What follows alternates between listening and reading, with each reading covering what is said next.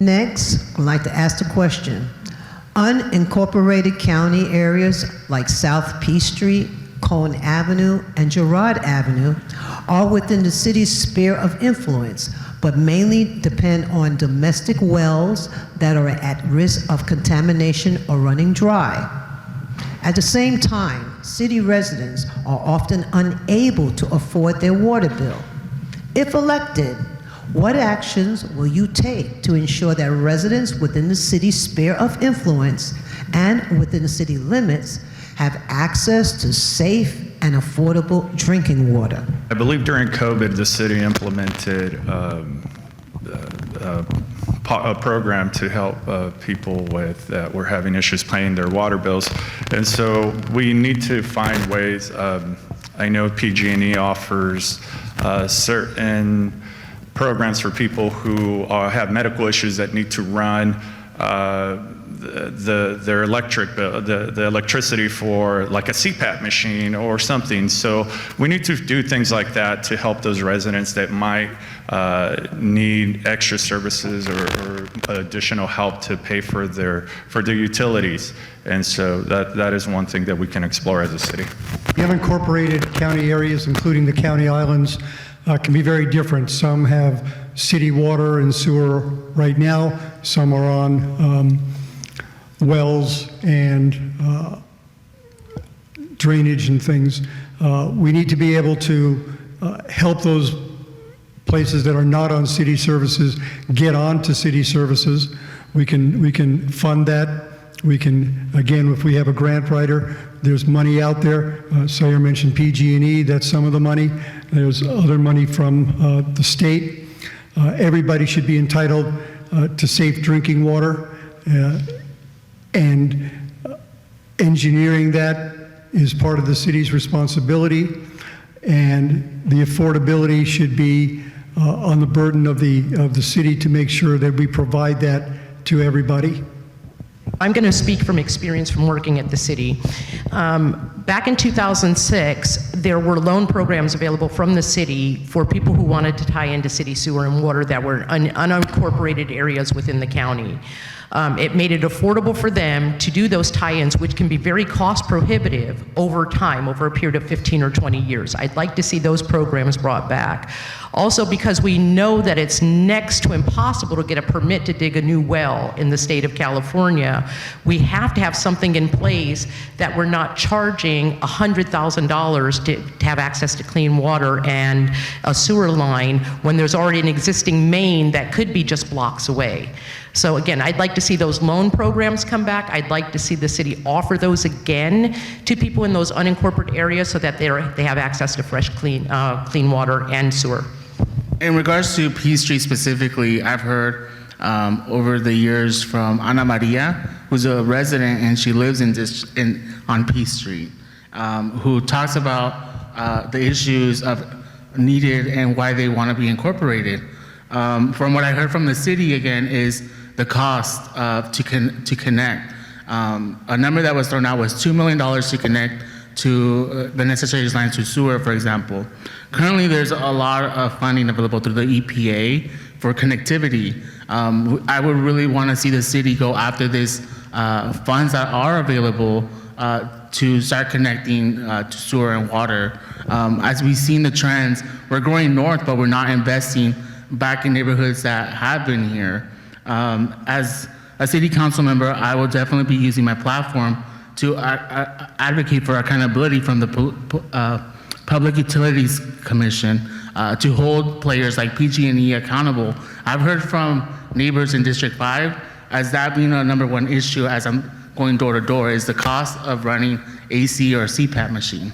In regards to the like South P, Cone, Girard, looking into funds for hookups, I know that there have been residents that are wanting to hook up to city water. It is expensive, but if there are funds or grants out there that we can go after to get this taken care of course I would support that. In regards to the utility bills, yes, we did, part of the ARPA funding, we did implement a program where we were paying off of outstanding utility bills. One thing I do want to bring up is Councilmember Ornelas brought up connecting infill and in the city of Merced, of those pockets of the county that are still surrounded by the city. So I'm hoping that comes to us soon. And I would totally advocate the same, what Cynthia said, is looking into these connection loans and also explore maybe something in the sphere, PG&E has their CARE program. Is there something that we can implement as well that's similar to that? Unincorporated communities like South Peachtree. We know these issues have been there for a while. So this is where we need to be proactive and anticipate funding for these issues. If we would have been saving for all these expenses 10, 15 years ago, we would be able to connect now. And like everybody else has mentioned, going to the state and federal government for resources.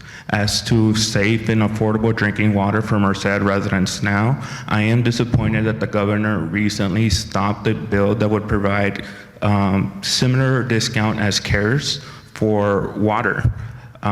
It seems really,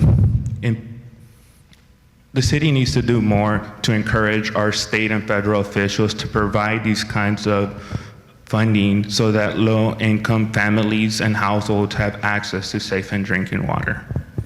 Beyond community town halls and public comment opportunities during city council meetings, what actions will you take to host opportunities for residents to engage in interactive and meaningful conversations on community needs and develop tangible solutions together?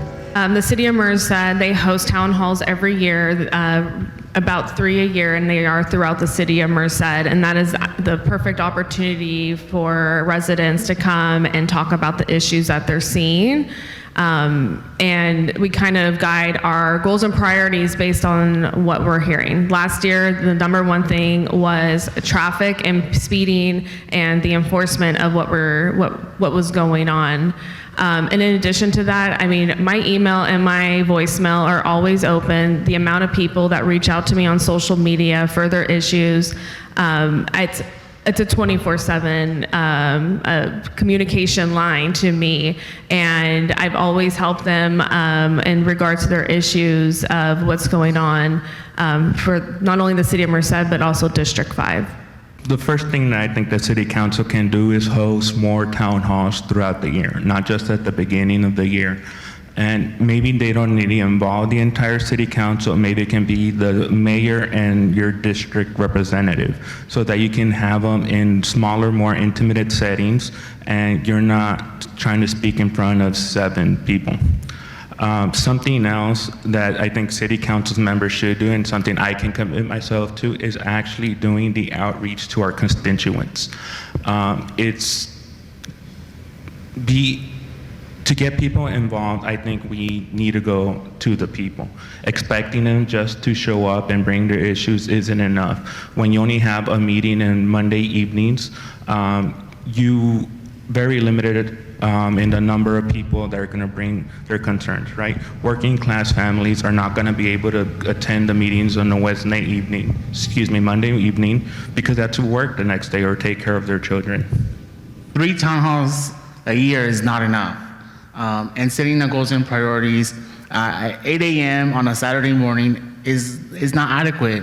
As mentioned, families work, there's priorities. They're worried about keeping a roof over their head, paying the public utilities bill. So I would definitely commit to hosting office hours in the district in various locations. And not everybody's comfortable with public speaking or coming to City Hall or know the process. I would also want to open up the calls back to City Hall. We saw that during the pandemic. It works and it's effective to get engagement from the community. I don't understand how the city can conduct business and say that they're representing people when they're not listening to people. The other thing I want to see come back is the state of the city. We used to do those. On top of that, I also want to hear the state of the youth.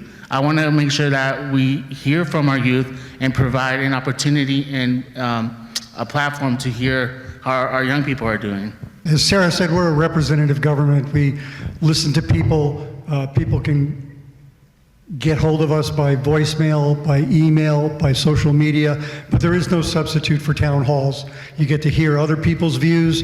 You get to hear other residents telling their stories, and more town halls is really important. And we can do virtual town halls also. You can combine physical town halls and virtual town halls, but I think there really is no substitute for getting everybody in one place and being able to hear the different points of view from your neighbors and your friends. And I would also advocate they don't have to be the entire city council. They can be the mayor and the affected district, but be open to everybody. As I said, in August, as a candidate, I actually hosted 4 virtual town halls, which were fairly well attended, and it gave me an idea of what the issues are for people in District 3. I also have an email chain of about 275 people, so every 2 weeks after a city council meeting, I will send out an email to those people in District 3 that are subscribed to that email chain and let them know what happened at the city council level. And it would be my intention to have district-specific town halls if I'm elected. I want to have at least 4 a year in the central district, specifically for District 3 residents, so that way I know what you would need from me as a representative of District 3. So I just pulled out my phone to see how many meetings I've attended in the last couple weeks. This week alone, there was 2 meetings where the city hosted was reaching out, for example, the one-way traffic direction on Main Street. I think the city's doing a better job at hosting these town hall forums. It doesn't necessarily just have to be the city council members and the mayor. There's been the Merced Police Department meetings these past couple of weeks, and those have been amazing. It was very well attended last week. And so we need more of those town hall meetings where we get our different departments to go out there and hear the people, not just us. And and the city council members should be there. But the town hall meetings are great. And then we need to do a better job at marketing and educating and really marketing our city council meetings, the town forums, all of this, because the main complaint I hear is, I didn't know about that. When did this happen? Why is that happening? So we need to do better.